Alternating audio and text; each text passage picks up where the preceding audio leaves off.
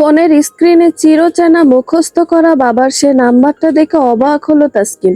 প্রথম যখন তাসকিনের বাবা মোবাইল কিনে তখনকার সিম। সেই প্রথম দিনই নাম্বার মুখস্থ করে নেয় তাসকিন। বাবার মৃত্যুর পর ভাই ব্যবহার করে সেই সিম, নতুন করে আর কিনা হয়নি।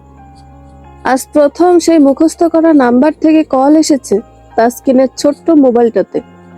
হতভম্ব তাসকিন ভাবতে ভাবতে কলটা কেটে গেছে। নিরাশ চোখে তাকালো ফোনের দিকে আরো একবার। আগের মতোই আবার বেজে উঠলো মোবাইল। কম্পিত হাতে রিসিভ করলো তা। Hello, hello Taskin, hello. Taskin শুনছে, কিন্তু কিছু বলার সাধ্য নেই তার। কণ্ঠ যেন থেমে গেছে গলায়, তবুও বহু চেষ্টা করে উত্তর নিল, জি। তাসকিনের কাপা গলার শব্দে যেন প্রাণ ফিরে পেল হামিদ। কোথায় আছিস তুই? তোকে ওই বাড়িতে খুঁজে এসেছি আমি। জানিস কত চিন্তা হয়েছে যখন শোনালো তুই বাড়ি থেকে বেরিয়ে গেছিস আরো কয়েক মাস আগে। কোথায় না খুঁজেছি বল। তাসকিন কিছুটা অবাক হলো। হঠাৎ ভাই তাকে খুঁজলো, সে কি সত্যি শুনছে? তাসকিনের মনে পড়ে যখন ভাই বিয়ে করেনি, তখন তাসকিন স্কুলে পড়তো। একদিন বৃষ্টি থাকায় স্কুলের পাশের বান্ধবীর বাড়িতে বসেছিল 2 ঘন্টা। হামিদ সে কি খোঁজা খুঁজছিল এই বৃষ্টিতে তাসকিনকে। স্কুল থেকে শুরু করে এমন কোথাও বাকি নেই যে খুঁজেনি। শেষে বান্ধবীর বাড়িতে পেয়ে সে কি বকা না বকলো। ওই বৃষ্টিতে ভিজিয়ে বাড়ি নিয়ে এসেছিল তাসকিনকে। তারপর আসলো শরীরে প্রচুর জ্বর। মা হামিদকে বকে একাকার, কেন ভিজিয়ে আনলো মেয়েটাকে। এখন যে জ্বর এসেছে, কে সেবা করবে এখন? তারপর হামিদ আবার ঘরে বসে বসে তাসকিনের সেবা করলো। এসব স্মৃতি মনে করে ঠোঁটের কোণে যখন এক চিলতে হাসি হামিদের ডাকে, তখন ধ্যান ভাঙে তাসকিনের। তোর ভাবি প্রেগনেন্ট, শরীর ভালো না তার, ডাক্তার বলেছে। হামিদের কথার মাঝে চিমটি কাটে সীমা। ইশারায় না করে এখনই এসব না বলতে। হামিদও কথা ঘুরিয়ে নেয়, শরীর ভালো না বেশি তোর ভাবির, তোর সাথে দেখা করতে চাচ্ছে। কোথায় আছিস, ঠিকানাটা বল, আমরা আসি। অন্য সময় হলে ঠিকানা দিত না তাসকিন, কিন্তু সীমার এমন খবর, সাথে দেখা করতে চাওয়া, সব মিলে বুকের ভিতর কেমন একটা উথাল পাতাল করছে। ইচ্ছে করছে না ঠিকানা দিতে, কিন্তু আবার মনও মানছে না। যতই খারাপ হোক, তার সাথে যত যাই করুক, ভাই ভাবি তো, না করে দেয় কি করে। আমতা আমতা করে বলল, আমি টঙ্গী আছি। হামিদা সীমা বিশ্বজয়ের হাসি হাসলো তাদের মিশন সাকসেসফুল হওয়াতে। আর 2-4টা কথা বলে রেখে দেয় হামিদ। তাসকিন ভাবনায় পড়ে, ঠিকানা দেওয়াটা কি ঠিক হলো? আর এখানে ভাই ভাবি আসলে থাকবে কোথায়? ছোট একটা রুম, মা ছেলেতে কোনো রকম হয়ে যায়। তাসকিন যদিও একবার ভেবেছিল বাড়িটা পাল্টে একটু বড় সড়ো বাড়িতে উঠবে। ছেলে বড় হচ্ছে, তারও তো ভালো পরিবেশ দরকার। আলহামদুলিল্লাহ, বেতনও বেশ ভালো পায়, আগের থেকে দ্বিগুণ। মা ছেলে খেয়ে পরে আরো বেশ কয়েক হাজার টাকা হাতে থাকে প্রতি মাসে। তাসকিন চাইলে আরো ভালো পরিবেশে উঠতে পারে, কিন্তু খালাকে একা ফেলে যেতে মন টানে না তার। মহিলা সন্তান থেকেও নেই। তাসকিন বাড়িতে ওঠার পর থেকে দেখেছে খালা তার ছেলের প্রসঙ্গ উঠলেই এড়িয়ে চলে। এতে করে নানা কৌতূহল তৈরি হয়েছিল তাসকিনের মনে, কিন্তু সাহস করে কখনো জানতে চাওয়া হয়নি। তবে একদিন খালা নিজ থেকে সবটা বলবে তাসকিনকে, তা ছিল কল্পনার বাইরে। তার ভাবনার ছেদ পড়ে তাহিনের চিৎকারে। খেলতে গিয়ে ব্যথা পেয়েছে। ভাবনা থেকে বেরিয়ে আসে তাসকিন। বৈচিত্র্যময় এ পৃথিবীর মানুষের জীবন। দীর্ঘশ্বাস ফেলে তাহিনকে কোলে নেয়। আমেনার নিয়ে আসা চকলেটগুলো থেকে একটা চকলেট দিয়ে শান্ত করায় তাহিনকে। ছেলেটা ইদানিং যন্ত্রণা করে বেশি। কত প্রশ্ন, কত কি। তাহিনকে নিয়ে আমেনাদের বাড়িতে গেল তাসকিন। সেখানে ইফাতকে দেখেই বাবা বাবা করছে তাহিন। ছেলে মানুষ দেখলেই আজকাল বাবা বলে ডাকে তাহিন।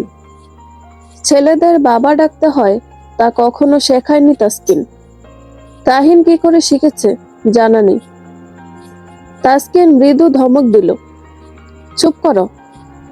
আমেনা তাকে কোলে নিতে নিতে বলল, বকছো কেন আপা? ছোট মানুষ, তুমি কেন বকা দিবা ওরে? তবুও ছোট বলে কি সবকিছুতে বাড়াবাড়ি করবে? দীর্ঘশ্বাস ফেলে বিষয়টা এড়িয়ে গেল। মাঝে মাঝে খারাপ লাগে তাসকিনের, ছেলেটা এখনো বোঝে না। কিন্তু যখন আরেকটু বড় হবে, বুঝবে। তখন যদি প্রশ্ন করে তার বাবা কোথায়, যদি কখনো বায়না ধরে বাবার কাছে যাবে, তখন কি জবাব দিবে সে? ছেলেটার বাবা বেঁচে থেকেও নেই। তাছাড়া তাদের ডিভোর্স হয়নি এখনো। এসব ভাবতে গেলে মাথা কাজ করে না তার। জীবন নাকি ভাগ্যের প্রতি অভিযোগ দিবে ভেবে কুল পায় না, তাই ভাবতেও চায় না। পরদিন সকালে তাহিনকে নিয়ে অফিসে চলে গেল তাসকিন। সকাল থেকে এক নাগাড়ে কাজ করে লাঞ্চ টাইমে খাবার শেষ করে তাহিনের কাছে গেল একটু। তখনই সাথের এক চাচি ডাকলো, ও তাসকিন, তোমার ব্যাগের ভিতরে মোবাইল বাজতাছে কতক্ষণ ধরে? চাচির ডাকে তাসকিন এসে মোবাইল ধরে দেখলো ভাইয়ের কল। রিসিভ করতেই চেঁচিয়ে উঠল হামিদ, কতগুলো কল দিতাছি, সে কখন থেকে। সেদে আসতে চাইছি, দেখা করতে চাইছি বলে কি মূল্য নাই আমাদের নাকি? এত ভাব বেড়েছে তোর? হামিদের ঝাঁঝালো গলায়। কিছুটা অবাক হলো তাসকিন, তবুও নিজেকে সামলে নিয়ে নিচু গলায় বলল, আমি কাজে ছিলাম ভাই, দুঃখিত।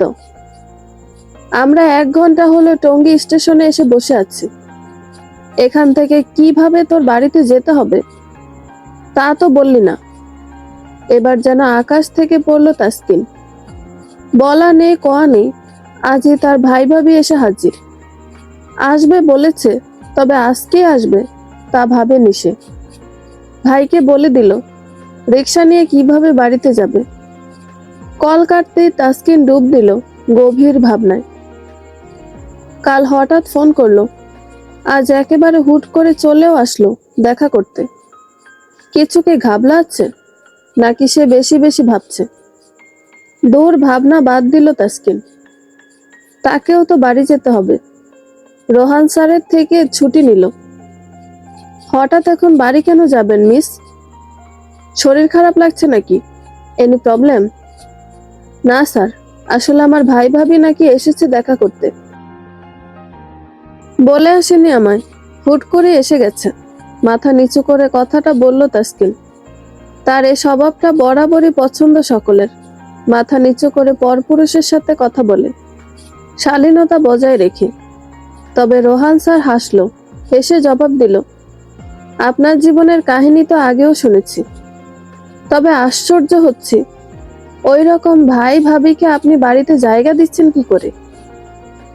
এবার চোখ তুলে তাকালো তাসকিন। রোহান স্যার ইতস্তত করে বলল, না মানে, যদিও আপনার পার্সোনাল ব্যাপার, তবুও বললাম আর কি। তা এখন টাকা রোজগার করেন বলে আপনার সাথে দেখা করবে নাকি? যখন অসহায় ছিলেন তখন তো আশ্রয় দেয়নি। বিষয়টা যথাসম্ভব এড়িয়ে গেল তাসকিন। জবাব দেওয়ার ভাষা তার নেই। স্যার তো আর ভুল কিছু বলেনি। স্যার, আগামীকাল ছুটি দরকার আমার। সে কি কথা? আপনি ছুটি নেবেন মানে? কতগুলো কর্মী কাজ করে আপনার দায়িত্বে।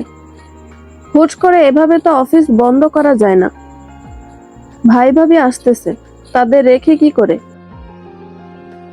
রোহান স্যারের রাগ হলো। তাসকিনকে ছুটি সে দিত, কিন্তু ওই রকম ভাই ভাবিকে বাড়িতে বসে মেহমানদারি করে খাওয়াবে, এ ভাবতেই রাগ লাগছে তার। কিন্তু কি আর করার, কারো পার্সোনাল ব্যাপারে তো সে কিছু বলতে পারে না। একটু ভেবে পরে বলল, ঠিক আছে, ছুটি কাটান, কিন্তু কাল সকালে এসে 2-1 ঘন্টার জন্য দেখে যাবেন সব ঠিক আছে কিনা। কেমন? তাসকিন মাথা নেড়ে সম্মতি জানালো। এরপর তাহিনকে নিয়ে বেরিয়ে পড়ল। বাড়িতে বাজার সদাই সবই আছে খালার ফ্রিজে। এতক্ষণে ভাইরা হয়তো বাড়িতে পৌঁছে গেছে ভেবে দ্রুত একটা রিক্সা ডেকে বাড়ি গেল। বাড়ি গিয়ে তো তাসকিন অবাক, সেখানে ঘটে গেছে আরেক কাণ্ড। বাড়িতে মানুষের ভিড়, সে ভিড় ঠেলে বাড়িতে ঢুকলো তাসকিন। পাড়ার মহিলারা এসেছে হামিদ আর সীমাকে দেখতে। তাসকিন যখন এ মহল্লায় প্রথম থাকতে শুরু করে, গ্রামের মানুষেরা তখন প্রায় আসতো গ্রাম থেকে আসা নতুন তাসকিনকে দেখতে। এক একজন এক এক প্রশ্ন করত, স্বামী কই, বাপের বাড়িতে কে আছে, তারা জায়গা দেয়নি নাকি, এসব নানা প্রশ্ন। তখনই টুকটাক উত্তর দিত তাসকিন। সে থেকে তাসকিনের জীবনের ঘটে যাওয়া ঘটনা অল্প স্বল্প সকলেরই জানা। তারপর একদিন আমেনা আর বাড়িওয়ালি খালার কাছে A to Z সকল ঘটনা খুলে বলেছিল তাসকিন। তারপর এক কান দু কান হতে হতে মহল্লার সকলেই জানে তাসকিনের সাথে কত অবিচার করা হয়েছে, কি নির্মমভাবে তাকে ঠকিয়েছে তার স্বামী এবং ভাই ভাবি। আর আজ যখন সীমারা রিক্সা থেকে নেমে মহল্লার রাস্তার পাশে দোকানে জিজ্ঞেস করলো তাসকিন কোন বাড়িতে থাকে, এক লোক জানতে চাইলো সে কি হয়, তখন হামিদ উত্তর দেয় আমরা তার ভাই ভাবি। তারপর থেকে লোকেরা একজন দুজন করে দেখতে আসতেছে।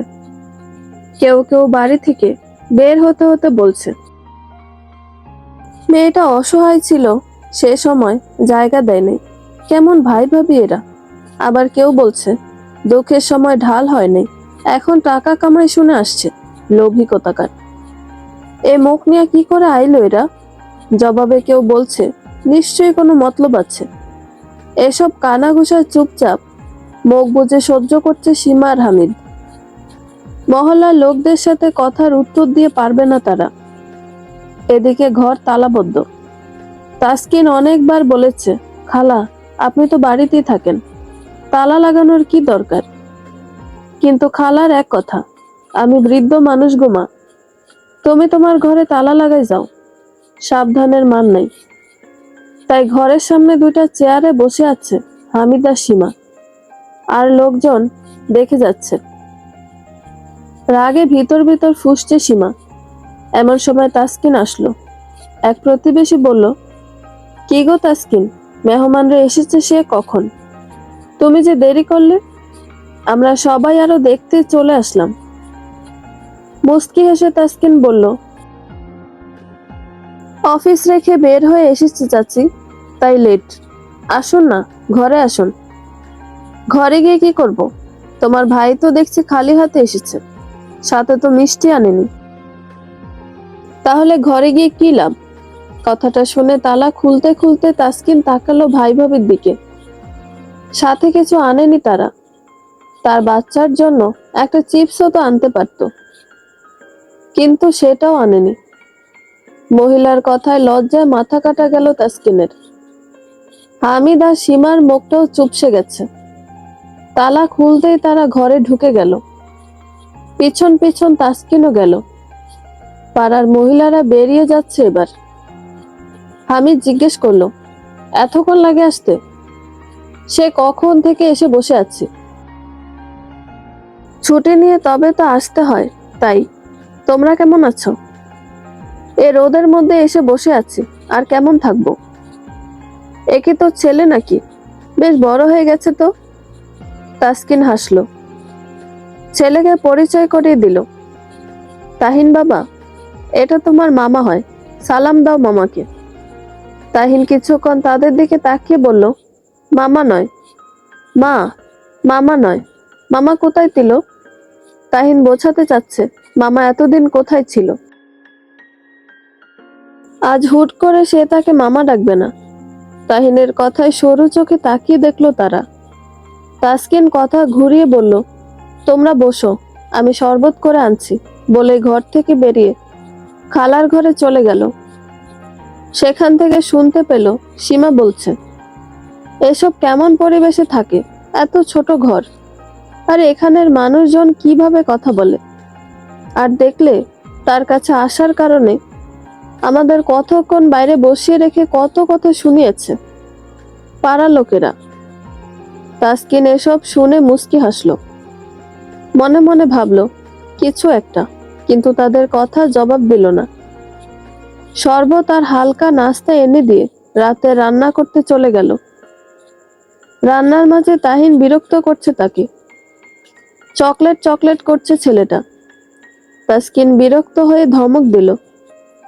অনেকবার বুঝিয়ে বলেছে পরে এনে দিবে, কিন্তু এটুকু ছেলে কি আর এত সব বুঝে? শেষে তাসকিন ধমক দিলে কান্না করতে থাকে তাহিন। বাড়িওয়ালা খালা তখন তার কাছে ডেকে নেয় তাহিনকে। দাদু ভাই, কি হয়েছে? মা বকা। মা বকা দিয়েছে? মা খুব দুষ্টু, তাই না? তা কেন বকা দিয়েছে? চকলেট। সীমা আর হামিদ তখন ঘরে শুয়েছিল। খালা বুদ্ধি করে তাহিনকে বলল, মা তো রাচ্ছে, মামাকে বলে চকলেট এনে দিতে। ছোট্ট তাহিনকে বুঝিয়ে শুনিয়ে মামার কাছে পাঠায় তিনি। তাহিনও ঘরে গিয়ে হামিদকে বলে, মামা চকলেট। বিরক্তে কপাল কুঁচকায় তারা। বলে দেয়, যা এখান থেকে, শুয়েছে একটু, বিরক্ত করিস না। ছোট্ট তাহিন ধমক খেয়ে চলে আসে। তাসকিন বাইরে থেকে সবটাই শুনতে পায়। তাহিনকে কাছে ডেকে নিয়ে বসিয়ে রান্না শেষ করে। রাতে খাবার খাওয়ার সময় কথায় কথায় সীমা বলেই নিল, এটা কোথায় থাকো তাসকিন? এখানে মানুষ এগুলো নাকি এক একটা শাকচুনি? কথার কি ধাঁচ! এরা এমন করে কথা বলে কেন? আর এত ছোট ঘর। শুনেছি ভালোবাসার কাজ করো, তাহলে এমন বস্তির মতো পরিবেশে কেন? এবার আর চুপ থাকলো না তাসকিন। মেকি হেসে জবাব দিল, যখন আমার চাকরি ছিল না, একবেলা খাবারটা অনিশ্চিত ছিল, তখন এখানে আমি আশ্রয় পেয়েছি। এটাই তখন আমার কাছে রাজপ্রাসাদ মনে হয়েছে। তোমাদের ভালো জায়গায় ভালো ঘরে থেকে অভ্যাস। এমন ঘর বস্তির মতোই লাগবে, কিন্তু আমার তো রাস্তায় থাকারও জায়গা ছিল না, তাই এমন পরিবেশ আমার কাছে স্বর্গ মনে হয়েছে। ভালো জায়গায় থাকার ভাগ্য বা যোগ্যতা কি আমার ছিল, নাকি জায়গা পেয়েছিলাম?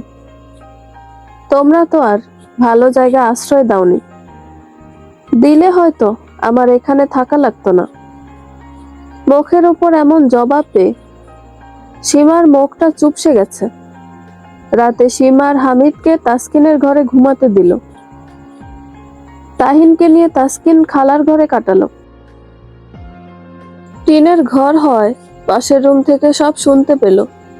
সীমা বলছে, তোমার বোনের দেখি দেমাগ বাড়ছে।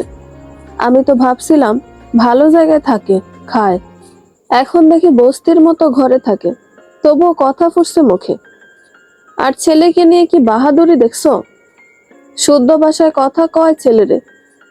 ভালো তো, ছেলে এত সুন্দর না? হয়েছে তো মায়ের মতো, আমারও ছেলে হবে, তখন দেখবো এত বাহাদুরি কই থাকে। শুধু ভালোই ভালোই রক্ত দিলেই হলো। সকালে উঠে রান্না শেষ করে হামিদা সীমাকে বলে অফিসে চলে গেল তাসকিন। মাত্র 1-2 ঘন্টার জন্য যাচ্ছে, তাই তাহিনকে নিল না, সীমার কাছে রেখে গেল। তাসকিন চলে যাওয়ার পর সীমা এক গাদা কথা শুনিয়েছে হামিদকে।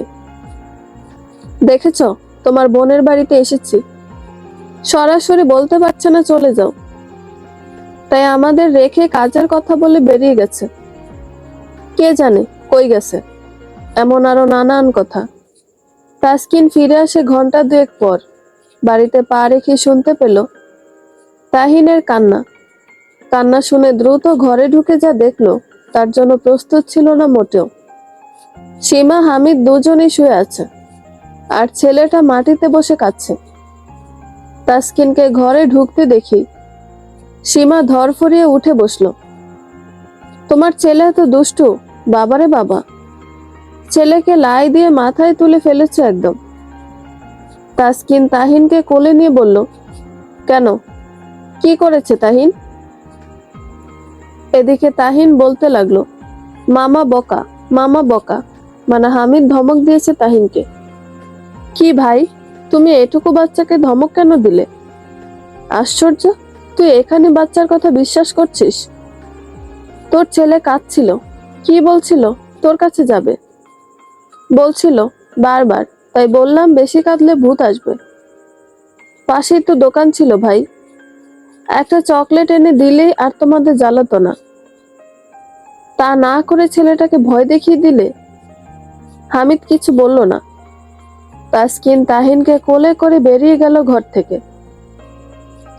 দুপুরে খেয়ে সীমা আর হামিদ তৈরি হলো ব্যাগ গুছিয়ে বাড়ি যাওয়ার জন্য। যাওয়ার সময় তাসকিন এগিয়ে দিচ্ছিল তাদের, তখন সীমা আর হামিদ নিজেদের মধ্যে ইশারা দেওয়াদেওয়ি করছে। হামিদ বলছে সীমাকে তুমি বলো, আর সীমা বলছে তুমি বলো। সবটা বুঝতে পেরে তাসকিন বলল, কিছু বলবে? সীমা আমতা আমতা করে বলল, না মানে একটা কথা বলার ছিল। বলেই তাসকিনের হাতটা ধরে ফেলল। জানোই তো তাসকিন, আমাদের অভাবের সংসার, এত টাকা পয়সা নেই, কোন রকম চলে আর কি। তাই সেখানে আরো একজন বাড়তি লোক আমরা কিভাবে রাখি বলো? তাই ইচ্ছা না থাকা সত্ত্বেও তোমাকে বের করে দিয়েছিলাম। সেসব কথা বাদ দিন ভাবি, অতীত ঘেটে লাভ নেই। আমার কপাল খারাপ, সেখানে আপনাদের দোষ দিয়ে কি করব? কিছুটা লজ্জা পেল সীমা, মুখটা ছোট করে বলল, বিয়ের কত বছর পর বাচ্চা হচ্ছে আমার। ডাক্তার বলেছে ছেলে বাবু হবে, কিন্তু অনেক রিস্ক, রক্ত লাগতে পারে। জানোই তো আমার রক্তের গ্রুপ খুব জটিল, এই রক্ত সহজে পাওয়া যায় না, কিন্তু তোমার রক্তের সাথে ম্যাচ যায়। তাই বলছি বোন, না করো না, এই দুঃসময়ে তোমার কাছে এসেছি, ফিরিয়ে দিও না। সীমার কথায় কষ্ট হলো তাসকিনের, মনে মনে আবার হাসিও পেল। তাদের সময় খারাপ, তাই এসেছে তাহলে আমার কাছে। বলতে ইচ্ছে হলো, তা প্রয়োজন আমাকে তাই খুঁজে বের করলেন? তা নয়তো আমি মরে পচে থাকলেও খুঁজতেন না, তাই তো? ঠোঁটে আসা কথাটা বলতে গিয়েও বলল না তাসকিন, এমন সময় এসব কথা বলে কষ্ট দেওয়া ঠিক না। তবে তাসকিন মনে মনে ঠিক করেছে, রক্ত দেওয়ার পর আর যোগাযোগ রাখবে না এমন ভাই ভাবির সাথে। ভেবেই মুখে বলল, আমি চেষ্টা করব। আমার দুঃসময় কাউকে পাশে পাইনি বলে যে আমিও আপনাদের ফিরিয়ে দিব এমনটা না, আমি আমার সাধ্য মতো চেষ্টা করব সহায়তা করার। তাসকিন খুব ভালোভাবে খোঁচা মেরে কথা বলেছে, তা বোঝার বাকি নেই কারো। সীমার হামিদ চলে গেল এক খণ্ড আশার আলো নিয়ে।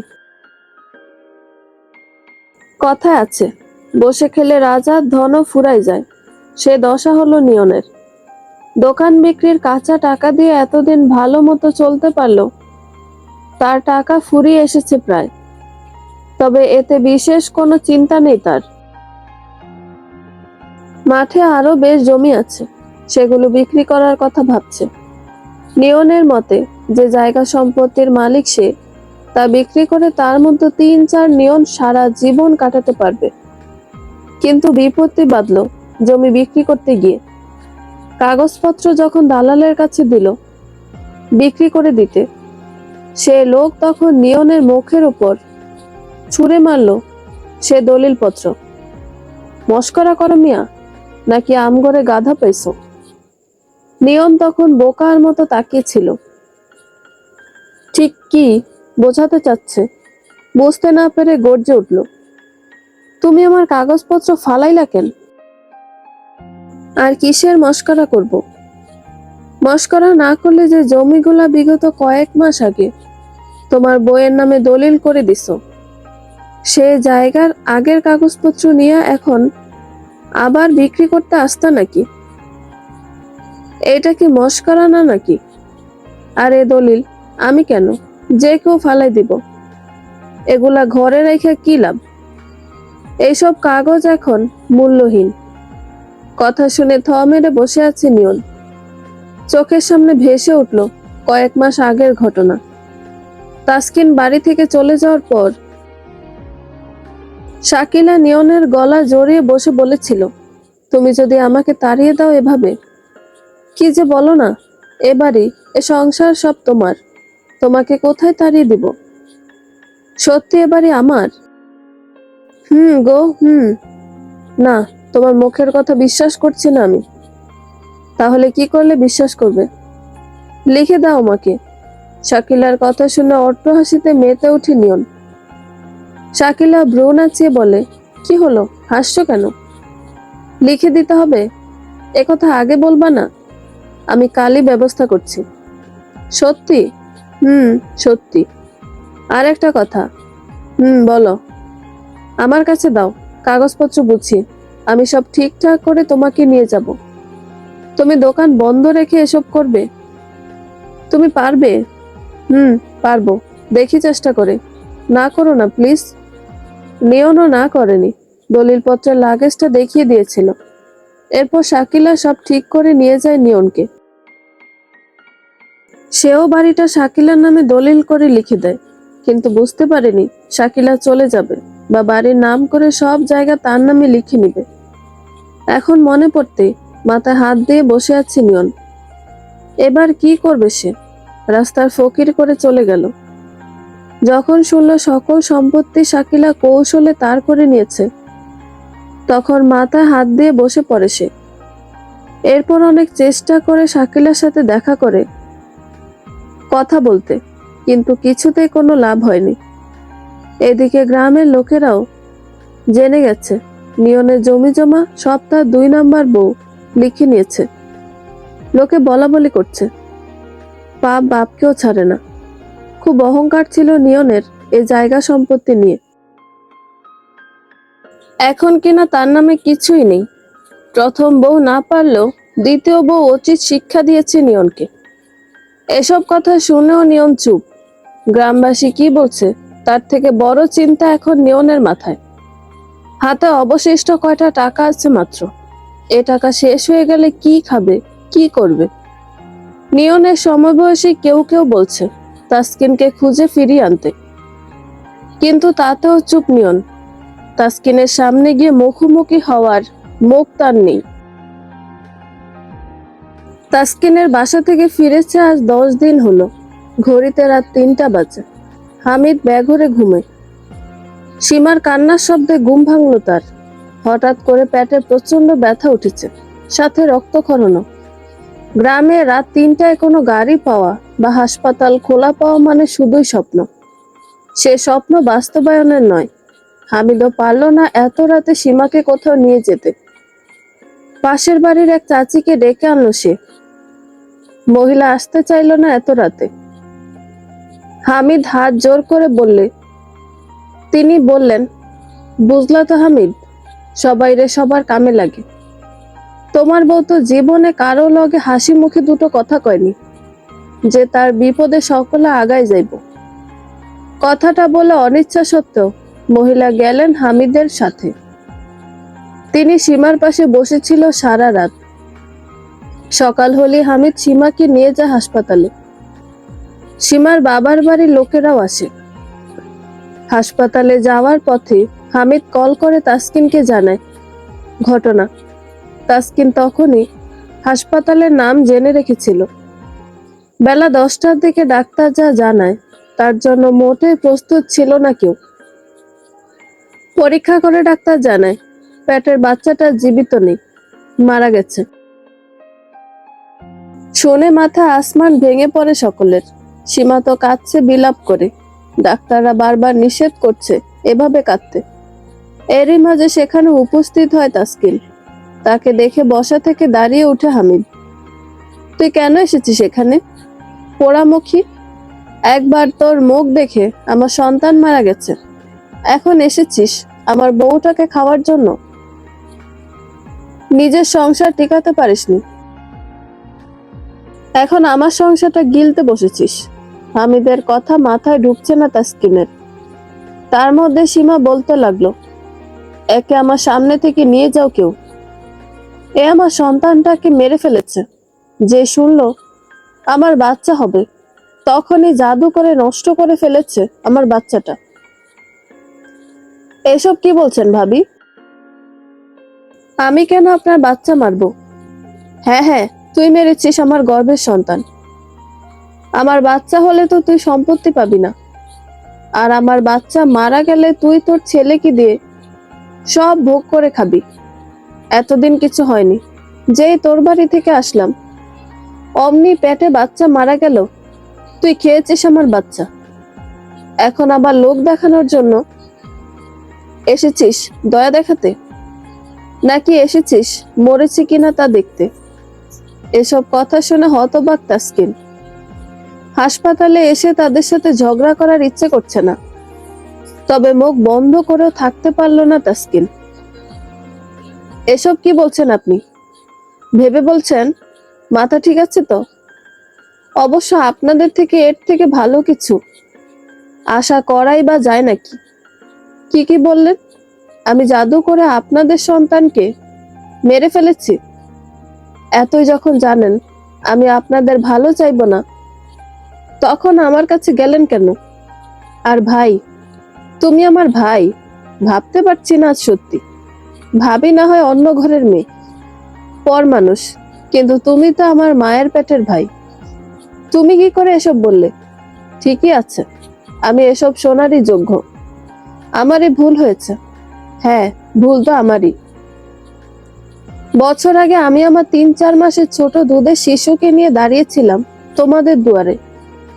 তখন এক রাতের জন্য আশ্রয় দিলেন আমায়। এরপর এতগুলা মাস কোথায় ছিলাম, কিভাবে ছিলাম, একটা খোঁজ নাওনি। কিন্তু যখনই আমাকে প্রয়োজন পড়লো ঠিক খুঁজে বের করে আমার কাছে গেলে। এতদিন পর আমার বাড়িতে প্রথম গেলে আমার জন্য কিছু না নাও, আমার ছেলেটার জন্য পর্যন্ত একটা চকলেট নিতে পারোনি। সে সামর্থ্য তোমাদের হয়নি? বেশ ভালো কথা, আমার ছেলের সাথে তোমরা ভালো ব্যবহারটা পর্যন্ত করনি, বরং আমার আড়ালে আমার বাসায় শুয়ে আমার ছেলের নামে কি বললে? আমার ছেলে নাকি কালো, গায়ের রং আমার মতো হয়েছে, আরো কত কি। আমি কিন্তু সবটাই শুনেছি, তবুও চুপ ছিলাম। এত কিছুর পরেও যখন তোমরা আমার কাছে সাহায্য চাইলে, আমি কিছু না ভেবেই এক কথায় রাজি হয়ে গেলাম। আজ চলেও আসলাম, অথচ তোমরা আমাকে দোষ দিচ্ছ। বাহ, কি বলবো আমি, এতটাই অকৃতজ্ঞ তোমরা, ছি। তবে শোনো, তোমাদের মতো ভাই ভাবির দরকার নেই আমার। আজ এখানে আমার সাথে তোমাদের সকল সম্পর্ক শেষ। কেন শেষ করছি জানো? আমার লাভে না, তোমাদের মঙ্গলের জন্য। ভবিষ্যতে যেন আমার জন্য তোমাদের কোনো ক্ষতি না হয়, আর সেজন্য আমি মরলেও তোমরা খবর পাবে না, চিন্তা করো না। আর না, তোমরা মরলে আমি দোয়া করি তোমাদের কোল জোরে একটা বাচ্চা আসুক, আর সে যেন তোমাদের শিক্ষায় শিক্ষিত হতে পারে। আমি তো আমার ছেলেকে বেয়াদব, জেদি বানিয়েছি।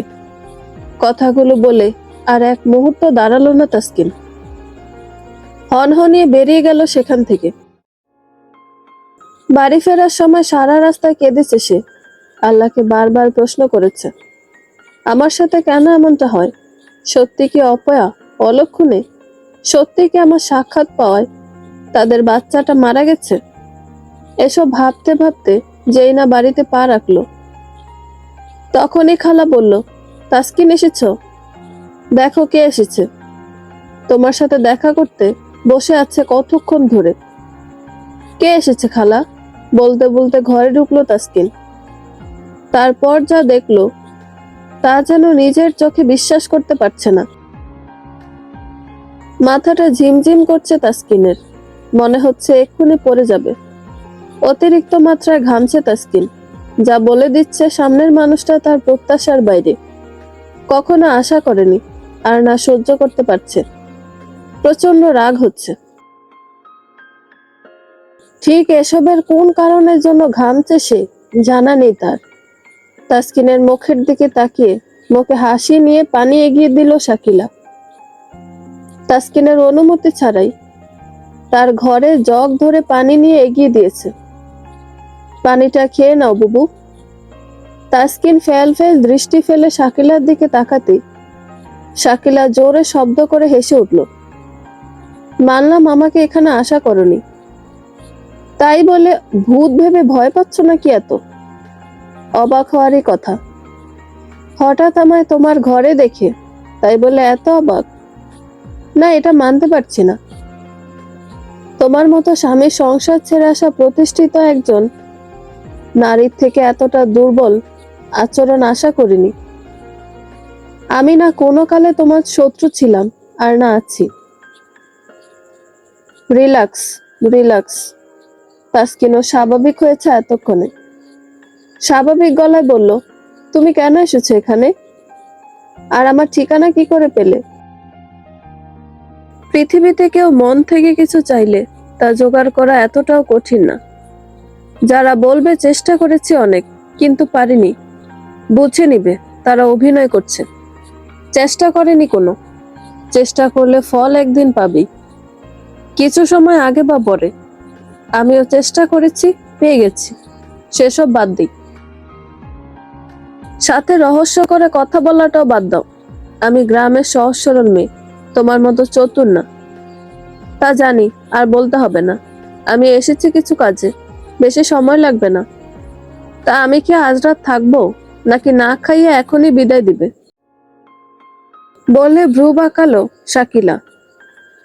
তাসকিন মনে মনে ভাবলো, মেয়ের মাথায় আসলে সমস্যা আছে নাকি? সেদে সেদে থাকতে চায়। তাসকিনকে চুপ থাকতে দেখে শাকিলা হাসলো। কি ভাবছো? থাক, থাকতে দিতে হবে না। আসলে অনেক দিন হলো বাইরের খাবার খাইতো, তাই তোমার হাতের রান্নাটা মিস করছি। ওই বাড়িতে যাওয়ার পর কয়েকদিন তোমার হাতের রান্না খেয়ে তোমার রান্না লাভার হয়ে গিয়েছিলাম।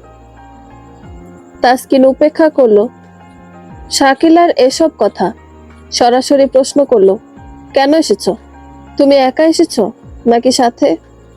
বাকি কথা বলতে হলো না তাসকিনের। তার মুখ থেকে কথা কেড়ে নিয়ে হাসতে হাসতে শাকিলা জবাব দিল, তুমি বোধহয় ওই বাড়ি থেকে আসার পর আর খোঁজ নাওনি ওই দিকের। আসলেই তুমি বড্ড বোকা।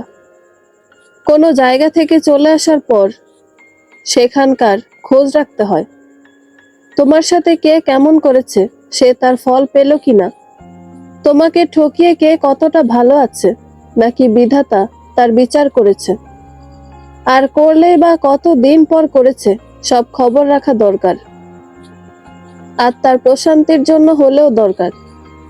তুমি খবর রাখলে আমাকে এখন আর কষ্ট করে এসব বলতে হতো না। কি আর করার। আমি বলি, তুমি চলে আসার পর আমি 2-3 মাসের মতো ছিলাম সেখানে। তার মধ্যে তার সকল জায়গা সম্পত্তি আমার নামে লিখে নি। তাসকিন অবাক হয়, সেসব লিখে দিয়েছে নাকি অন্যভাবে? ওহু, দিয়েছে আবার দেয়নি। মানে? মানে কিছুটা নিজে ইচ্ছায় আর কিছুটা জালিয়াতি। দাঁড়াও, ভেঙে বলি। তুমি চলে আসার পর অনেক কিনিয়ে বিনিয়ে তাকে বলি বাড়িটা আমার নামে লিখে দিতে। এক কথাতেই রাজি হয়ে যায়। যদিও আমি চাইলে অন্য উপায়ে সব লিখে নিতে পারতাম, কিন্তু ওই রকম পুরুষকে ছলনা করে নিতে ভালো লেগেছে বেশি। এরপর বাড়ি নেওয়ার নাম করে বাকি সব জায়গা জমিও বাড়ির সাথে সাথে লিখে নেই। এর পরপরই চলে আসি ওই বাড়ি থেকে। ডিভোর্স হয়েছে তোমাদের? তাসকিনের প্রশ্নে হাসলো শাকিলা। বিয়ে যেখানে হয়নি ঠিক মতো, সেখানে ডিভোর্সের কি আছে? একে তো আমার মা বাবার নাম দেওয়া হয়নি, এনআইডি নেই, আরো অনেক কিছুর কারণে রেজিস্ট্রেশন করা হয়নি বিয়ের। শুধু হুজুর ডেকে বিয়ে পড়ানো হয়েছিল, সেখানে আমি ভুল তথ্য দিয়েছি। বিয়ে না করে এতদিন সংসার করেছো। তুমি হয়তো ভুলে গেছো আমি নষ্ট পাড়ার মেয়ে। বিয়ে করে রাত কাটানো আর না করে কাটানো আমার কাছে সমান। আমার প্রয়োজন ছিল ওই অন্ধকার থেকে বের হওয়ার, আর আমার সে স্বপ্ন নিয়ন মিয়া করে দিয়েছে। আমিও তার প্রস্তাবে রাজি হয়ে তাকে ব্যবহার করে বের হয়ে এসেছি। তবে বিয়েটিয়ে ঝামেলা আমার মোটেও পছন্দ ছিল না। আগেই ভেবে রেখেছিলাম যে টাকা দিয়ে আমায় বের করেছে তা শোধ হলে চলে যাব। এই বুইড়া বেড়ার সাথে থেকে সারা জীবন কাটানো যাবে নাকি? তাছাড়া আমাকে সমাজের কেউ কখনো ভালো চোখে দেখবে না আমি জানতাম, তাই অমন সিদ্ধান্ত আগে নিয়ে এসেছিলাম। তাই এসব গল্প আমাকে কেন শোনাতে এসেছ? আমার জীবনে পাপ পুণ্যের হিসাব নেই, যা হয়েছে সবটাই পাপ। নিজে ইচ্ছায় পাপের পথে না আসলো আমিই পাপী। পাপকে ঘিরেই আমার জীবন। তবে তোমাদের বাড়িতে আসার পর তোমায় দেখে বড্ড মায়া হয়েছিল। জানো তো বুবু, পাপীরা এক হিসেবে ভালো, তাদের দোষ নেই, ভয় নেই। কিন্তু ভালো মানুষেরা পদে পদে বিপদে পড়ে। পান হতে চুন খসতে তাদের দোষ কত কি। এই যেমন তুমি পারলে না ওই বাড়িতে থাকতে, আমি চলে আসতাম, কোনো এক মাধ্যম বের করে তাতেই জড়িয়ে নিতাম নিজেকে, এরপর ত্যাগ করতাম ওই বাড়ি। কিন্তু তার আগে তোমাকে বিতাড়িত করা হয়েছে। আর আমি চলে আসলেই যে নতুন কেউ আসতো না আমার জায়গায়, তা কে বলতে পারে? আসতো, নিয়ন মিয়া টাকা পয়সা দেখে হলেও আসতো। তাই তার মতো পুরুষকে উচিত শিক্ষা দিয়ে বের হয়ে এসেছি। ভাবলাম পাপের জীবনে একটা পুণ্যের কাজ করি, তাই তার সকল জমি জমা নিজের করে এনেছি। তার এসবের প্রতি আমার লোভ নেই। আমি আমার সৌন্দর্য আর রূপ দিয়ে বাকি জীবন বসে খাওয়ার ব্যবস্থা করে নিয়েছি এতদিনে। এ সম্পত্তির আসল মালিক তোমার ছেলে। নিয়ন মিয়া মারা গেলে বা তার ঔরসজাত সন্তান হিসেবে সবকিছু তোমার ছেলের প্রাপ্য। নিয়ন মিয়ার কাছে জমি থাকলে দুদিন পর একটা কিছু থাকতো না, সব বিক্রি করে খেত। তাই আমি কৌশলে তার থেকে নিয়ে নিয়েছি। এখন চাই সবটা তোমার ছেলের করে দিয়ে যেতে। আমাদের এসব কিছু দরকার নেই। যার জিনিস তাকে ফিরিয়ে দাও, ওই লোকের কিছু চাই না। কি যে বলো না, সব তো তোমার ছেলে পেত, ভবিষ্যতে পেত। আমি কয়েকদিন আগে পাওয়ার ব্যবস্থা করে দিলাম, সাথে নিয়ন মিয়াকে শাস্তিও দিয়ে আসলাম। শুনেছি জায়গার শোকে নাকি বিছানায় পড়তে বসেছে নিয়ন মিয়া। আমি চলে যাব, হাতে সময় নেই, হয়তো আর কখনো দেখা হবে না। এই যে ফাইল, বলে হাত থেকে একটা নীল ফাইল এগিয়ে দিল শাকিলা। এখানটায় উইল করে তাহিনের নামে সব দেওয়া হয়েছে, সময় মতো কাজে লাগবে। আসি বুবু, বলে পা বাড়ালো শাকিলা। তাসকিন তখনই স্তব্ধ হয়ে দাঁড়িয়ে আছে। শাকিলা কয়েক কদম গিয়ে আবার পিছন ঘুরে তাকালো, এগিয়ে এসে মুচকি এসে বলল, আমায় একবার জড়িয়ে ধরবে বুবু? অনেক বছর হলো কাঁদি না, একটু কাঁদতে দিবে তোমায় জড়িয়ে ধরে? তাসকিনের উত্তরের অপেক্ষা করলো না, নিজে থেকে জড়িয়ে ধরলো তাসকিনকে। চোখে দুফোঁটা নোনা জল বিসর্জন দিল। মিনিট খানেক পর নিচ থেকে আবার ছেড়ে দিল। তোমার হাতের রান্না আর খাওয়া হলো না, গেলাম, বলে দ্রুত পায়ে বেরিয়ে গেল সে। তাসকিন তাকিয়ে রইল তার যাওয়ার পানে। গাড়ির কালো গ্লাসের ভিতর থেকে বাইরের গাছপালার দিকে এক দৃষ্টিতে তাকিয়ে আছে শাকিলা। সবকিছু কালো দেখা যাচ্ছে, গাছের সবুজ পাতাগুলো কালোই লাগছে। কি অদ্ভুত, তার জীবনটাই তো কালো। তাই গ্লাস নামিয়ে সবুজ করে প্রকৃতি দেখতে আর ইচ্ছে করলো না। কালো আর ঘোলাটে প্রকৃতিও তেমন খারাপ না। সে ভাবছে, আমি পাপ করতে চাইনি, তবুও পাপ আমাকে জড়িয়ে নিয়েছে আপন করে। তাই আমি পাপী। পাপীর জায়গা ভদ্র সমাজে নেই, তাই ভদ্র সমাজ ছেড়ে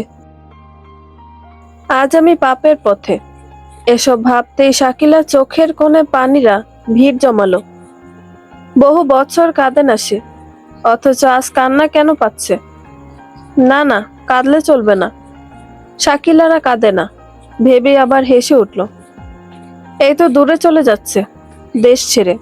এদেশে আর আসা হবে না হয়তো। পাপের সাথে গড়াতে গড়াতে কোথায় যাওয়া হয় শেষ পর্যন্ত জানা নেই তার। এই তো জীবন, পাপের জীবন, পাপীর জীবন। শাকিলা চলে গেলে বাড়িওয়ালি খালা তাসকিনকে জিজ্ঞেস করে, কে এটা? তাসকিন কি জবাব দিবে ভেবে কুল পায় না। শাকিলার কি পরিচয়? সতীন? না, সতীন কি করে? তাদের নাকি ঠিকঠাক বিয়ে হয়নি। তাহলে সতীন উপাধি দেওয়া কি ঠিক হবে? আর না, তার সাথে সতীনের মতো আচরণ করেছে শাকিলা। খালা আবারও বলল, ক্যাডা ছিল ওই মাইয়া? আইলো আবার চলে গেল। আর তুমি এমন থ মেরে বসে আছো কেন? খালার ডাকে ধ্যান ভাঙলো তাসকিনের। মুখ থেকে আপনা আপনি বের হলো, বোন হয় আমার, শুভাকাঙ্ক্ষী বলে নিজে অবাক হলো। শাকিলাকে বোন পরিচয় দিয়ে দিল। খালা আরো জানতে চাইলো কেন এসেছে। এবার সবটা খুলে বলল তাসকিন। এখানে আসার পর থেকে উনি তাসকিনকে মায়ের মতো আগলে রেখেছে। টাকা পয়সা শক্তি দিয়ে সাহায্য না করতে পারলেও সবসময় মনোবল দৃঢ় করতে শিখিয়েছে। কষ্টের সময় বুকে টেনে সান্ত্বনা দিয়েছে। তাই এনার কাছে সব কথা বলে তাসকিন। শাকিলার রাখা ফাইলটা খুলল তাসকিন।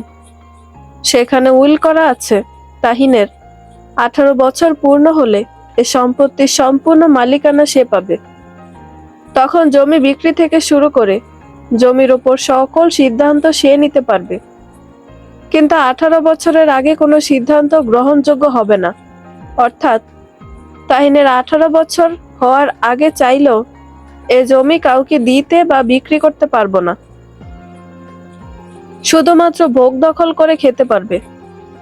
খালা বলল, রেখে দাও, কোনো একদিন কাজে লাগবে বলে বেরিয়ে গেলেন তিনি। ঘর থেকে বের হওয়ার সময় তার চোখে পানিগুলো টলমল করছিল। হয়তো ছেলের কথা মনে পড়েছে। ওই দিন খালা তার জীবনী বলতে গিয়ে প্রচুর কেঁদেছিল। খালার স্বামী ছিল একজন স্কুল শিক্ষক। তাদের কোল জুড়ে আসা এক ফুটফুটে ছেলে সন্তান।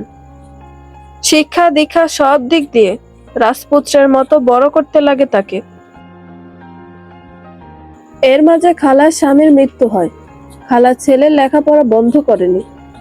বেশ কিছু জমি জমা ছিল, তার অর্ধেকের বেশি শেষ করে ছেলেকে ডাক্তারি পড়িয়ে বিদেশে পাঠিয়েছে।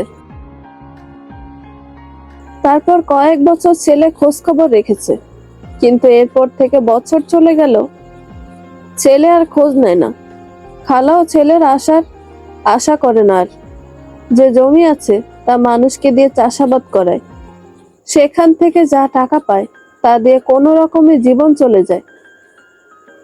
খালার মনে পড়ে এক ঈদে পাড়ার দোকানদারকে দিয়ে অনেকগুলো কল দিয়েছিল ছেলেকে, কিন্তু ছেলে কল ধরে বলল, আমি বাইরে আছি, পরে কথা বলি, বলেই কল কেটে দিল।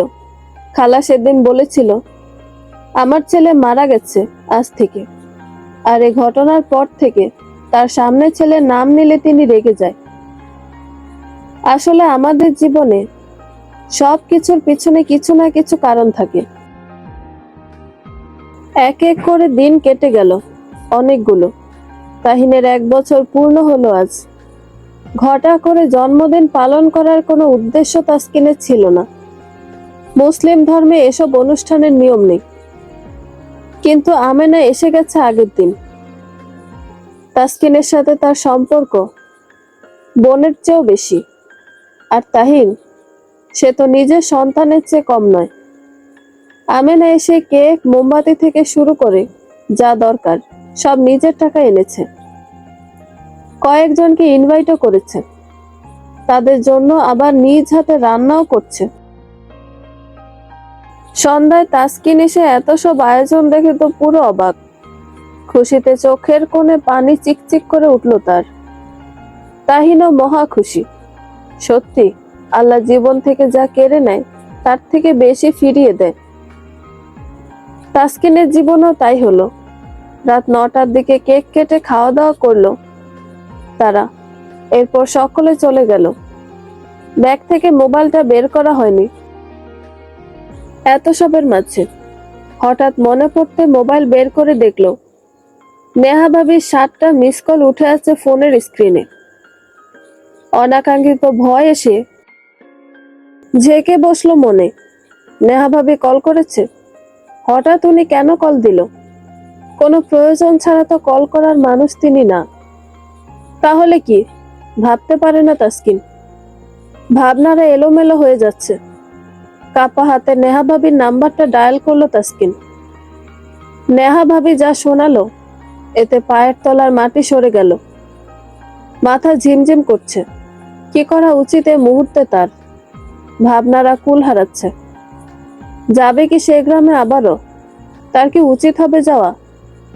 না গেলেই বা কেমন হবে? সব শেষে মন স্থির করলো, যাবে সে। শাকিলা বলেছিল, অপমানিত হয়ে এসে পড়লে সে জায়গার খোঁজ রাখা দরকার, যাওয়া দরকার। অপরাধী কেমন শাস্তি পাচ্ছে তা দেখা দরকার।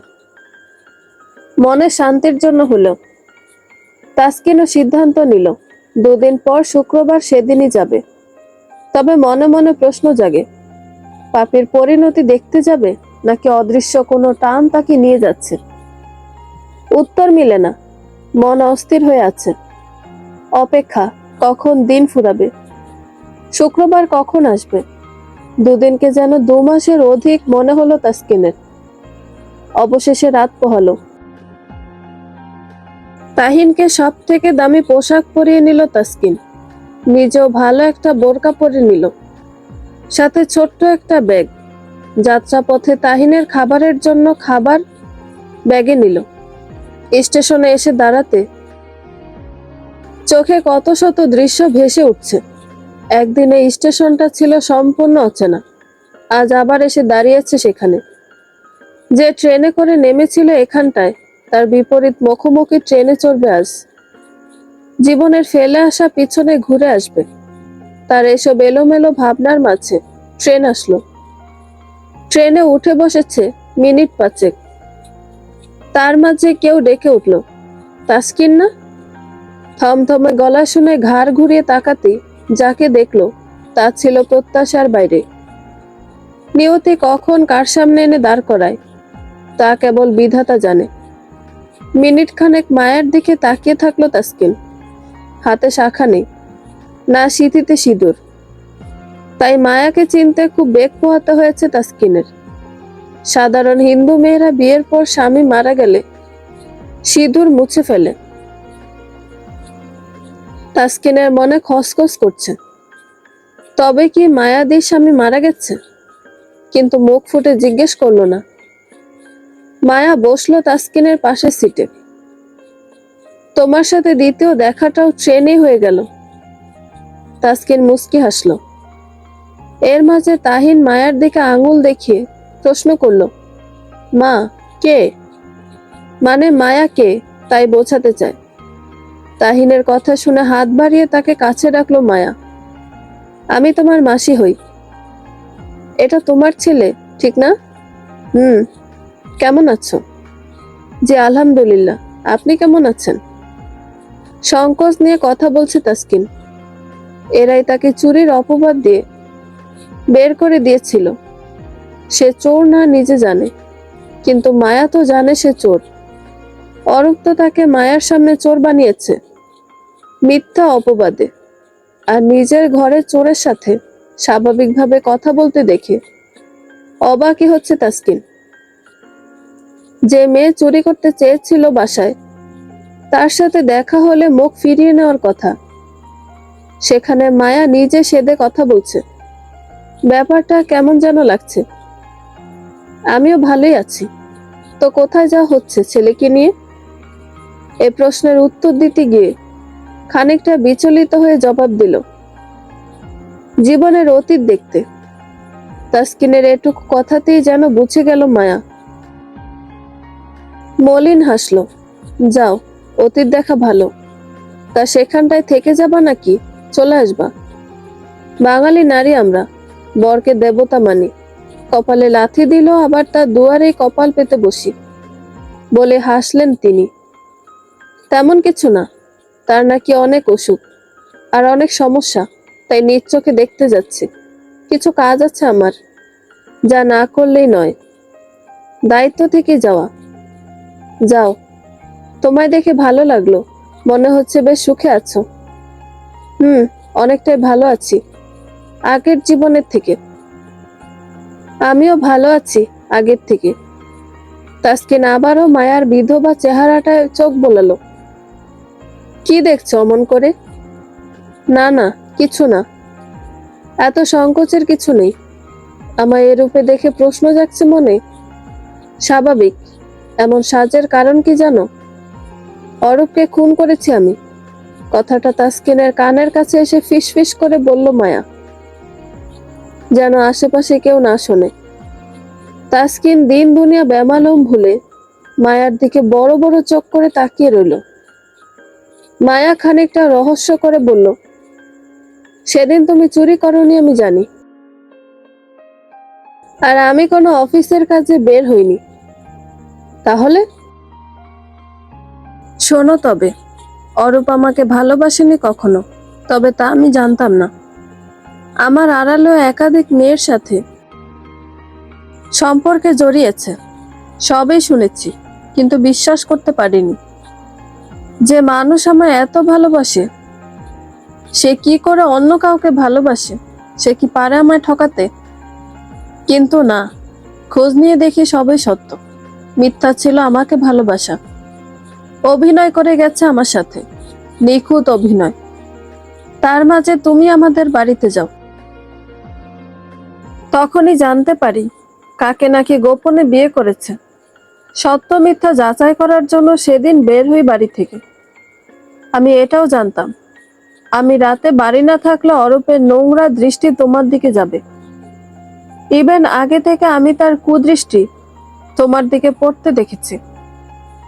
এখন বলতে পারো, সব জেনে শুনে তোমায় কেন বিপদের মুখে ফেলে গেলাম? এমন প্রশ্ন জাগতেই পারে মনে। তার উত্তর হলো, তোমাকে বাড়িতে রেখে না গেলে অরূপ তার সেই স্ত্রীর কাছে যেত। এতে করে আমার উদ্দেশ্য হাসিল হতো না। তাই জেনে বুঝেই তোমাকে বাড়ি রেখে গিয়েছিলাম আমি। আমার বিশ্বাস ছিল, যে মেয়ে একটা সন্তান নিয়ে এতখানি স্ট্রাগল করতে পারছে, সে নিজেকেও রক্ষা করতে পারবে। এরপর আসে, তুমি চুরি করনি জেনো। তবে তোমাকে কেন বের করে দিলাম আমি? কারণ একটাই, আমি তাকে নিজে হাতে মারতে চেয়েছি। না কোনো সাক্ষী, না কিছু থাকবে সে খুনে। তাই তোমাকে বের করা। এরপর এমন ভাবে মেরেছি যে কেউ দেখে বুঝতে পারবে না আত্মহত্যা না খুন। দেখে একদম স্বাভাবিক মৃত্যু মনে হবে, এমন কৌশলে মেরেছি। মায়ার মুখে এসব কথা শুনে তাসকিন বাকরুদ্ধ হয়ে বসে রইল। মায়া, যে কিনা অরূপকে এত ভালোবাসতো, সে তার স্বামীকে খুন করেছে। ভাবতেই শরীরে কাঁটা দিয়ে উঠছে। অনেকক্ষণ চুপচাপ বসে রইল তারা। স্টেশনের ট্রেন থামতে মায়া নেমে গেল। খেয়ালও করল না তাসকিন, সে তখনও ঘোরের মধ্যে। পরে যখন তাহিনের ডাকে ঘোর ভাঙে, তখন মায়াকে দেখতে পায় না। সারা রাস্তায় এসব ভাবতে ভাবতে বাড়ির স্টেশনে নামে তাসকিন। একটা রিক্সা ডেকে উঠে পড়ে তাতে। দ্বিধায় ভুগছে, সরাসরি নিয়নের বাড়ি যাবে, কি করে সামনে গিয়ে দাঁড়াবে ওই মানুষটার। মায়াদের মতো তো তারও ইচ্ছে করবে মেরে ফেলে নিয়নকে, কিন্তু অত সাহস কি আছে তার? রিক্সা দাঁড় করালো নেহা ভাবির বাড়ির সামনে। তার বাড়িতেই গেল প্রথমে। তাসকিনকে দেখে নেহা ভাবি কিছু সময় তাকিয়ে রইল, চিনতে বোধহয় কষ্ট হচ্ছে। তাসকিন আগে বলল, ভাবি কেমন আছেন? আমি তাসকিন, চিনতে পেরেছেন? হ্যাঁ হ্যাঁ, আসো। ঘরে গেল তাসকিন। বেশ অনেকক্ষণ কথা বলার পর নেহা ভাবি বলল, নিয়নের নাকি কি এক বড় অসুখ হয়েছে। শুনেছি এখন নাকি তোমার কথা বলে মাঝে মাঝে। যাবেন ওই বাড়িতে? চলুন আপনিও। নেহা ভাবি নাক কুচকালো। তাকে দেখে বোঝা যাচ্ছে যেতে ইচ্ছুক না সে, তবু মুখের ওপর না করলো না। তাসকিনকে নিয়ে চললো নিয়নের বাড়িতে। তাসকিনের বুকের ভিতরটা লাফাচ্ছে ক্রমাগত। কতদিন পর এ বাড়িতে ঢুকছে। একদিন এ বাড়ির বউ হয়ে এসেছিল, স্বপ্ন ছিল লাশ হয়ে বের হবে, কিন্তু সে স্বপ্ন আর পূরণ হলো না। বাড়ির উঠানে পা রেখে শুনতে পেল নিয়নের কাশি আর ঘুংরানির শব্দ ভেসে আসছে ভিতর থেকে। তাহিনকে নিয়ে বাইরেই দাঁড়ালো নেহা ভাবি। তাসকিন ঘরে গেল। তাসকিনকে দেখে কিছুক্ষণ তাকিয়ে রইল নিয়ন। কি বলবে ভাষা খুঁজে পাচ্ছে না। কেমন আছেন? ছোট একটা প্রশ্ন তাসকিনকে। নিয়ন জবাব দেয় না। শোয়া থেকে একটু ঝুঁকে তাসকিনের হাতটা খপ করে ধরে নেয়। তাসকিন দাঁড়ানো ছিল খাটের পাশে। নিয়নের কাণ্ডে রীতিমতো অবাক তাসকিন। কি বলবে বুঝে উঠতে পারছে না। তাসকিনকে অবাক করে দিয়ে নিয়ন কাপা গলায় বলতে লাগলো, আমায় ক্ষমা করে দাও তুমি। তোমার সাথে করা অন্যায়ের ফল আল্লাহ আমাকে দিছে। HIV পজিটিভ আমার। কথাটা শুনে বড়সড় একটা ধাক্কা খেল তাসকিন। নেহা ভাবির মুখে শুনেছে নিয়নের অনেক অসুখ, জমি জমা হারিয়ে ও টাকা পয়সা সব দিক থেকে বাজে রকমের অবস্থা। তাই নিয়নের জমি ফেরত দিতে এসেছিল তাসকিন। তবে নিয়ন যে মরণবেদী রোগে আক্রান্ত তা শুনে সত্যি খারাপ লাগছে এখন। কিছু মুহূর্তের জন্য যেন পুরো পৃথিবী থমকে গিয়েছিল তার।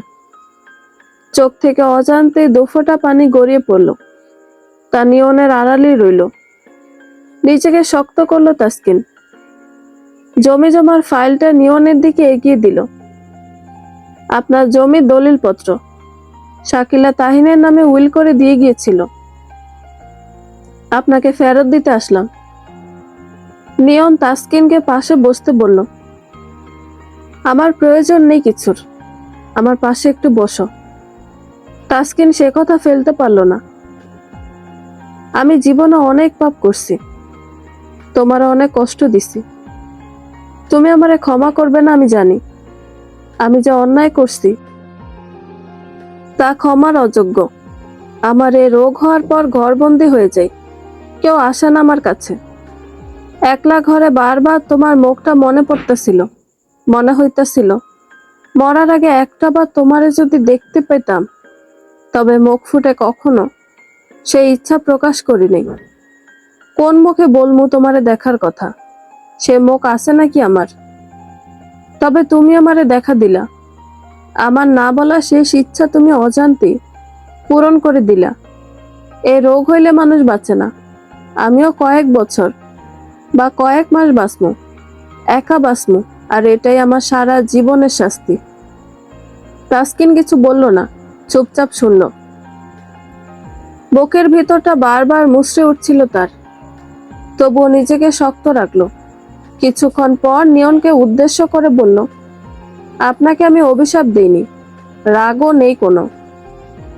আপনি আপনার পাপের ফল ভোগ করছেন। আমাদের ডিভোর্স হয়নি, সেই হিসেবে আপনি আমার স্বামী। তবে আপনি আমাকে যে কষ্ট দিয়েছেন, তারপর আপনাকে স্বামী স্বীকার করতে আমার মুখে বাধে। আপনার সকল চিকিৎসা, সকল কিছুর ব্যবস্থা আমি করে যাচ্ছি। যেহেতু স্ত্রী আছি, আমি আমার দায়িত্ব পালন করি। তবে আপনার পাশে থেকে আপনাকে সঙ্গ দিতে আমি পারবো না। দুঃখিত, সেই যোগ্যতা আপনি হারিয়েছেন। তাসকিন বেরিয়ে এলো। নিয়ন দীর্ঘশ্বাস টানলো। জানালায় উকি দিয়ে তাহিনকে দেখলো। মাচার ওপর বসেছিল নেহা ভাবির সাথে। তাসকিন বেরিয়ে তাহিনকে নিয়ে বাড়ি থেকে বের হয়ে যাচ্ছে। ঘর থেকে এক মনে সে দৃশ্য দেখে গেল নিয়ন।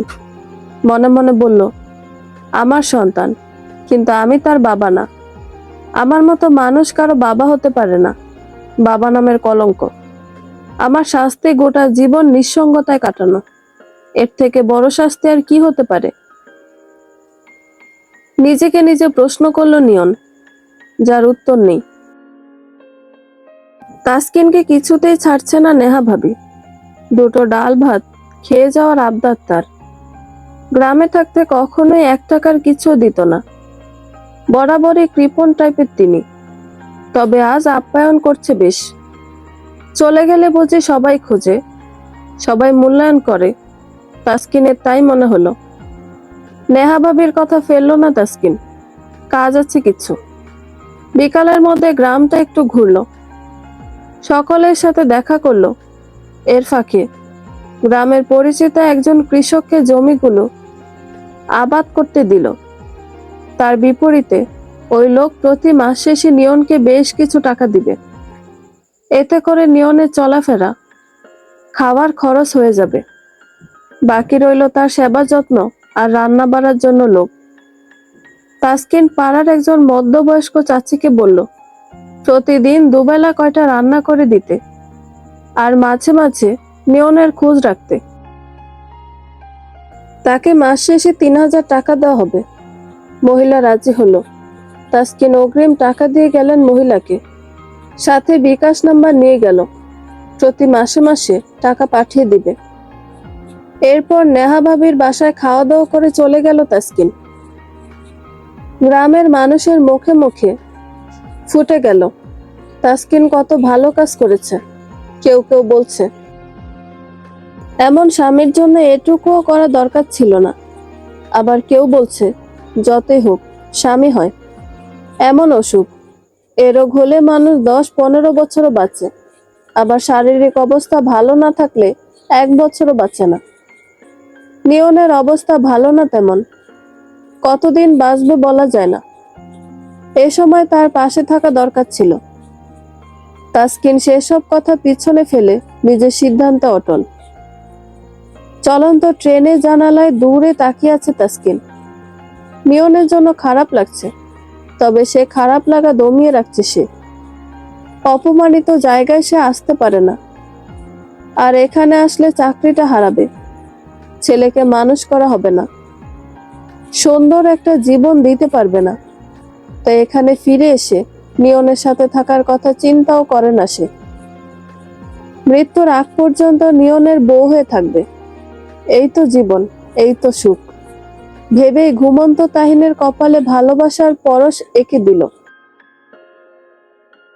বন্ধুরা, গল্পটি ভালো লেগে থাকলে একটা লাইক করে দিবেন এবং গল্প সম্পর্কে কোনো মতামত জানানোর থাকলে কমেন্ট করতে পারেন। নতুন নতুন আরো গল্প শোনার জন্য চ্যানেলটি সাবস্ক্রাইব করে পাশেই থাকবেন। ধন্যবাদ সবাইকে, ভালো থাকবেন।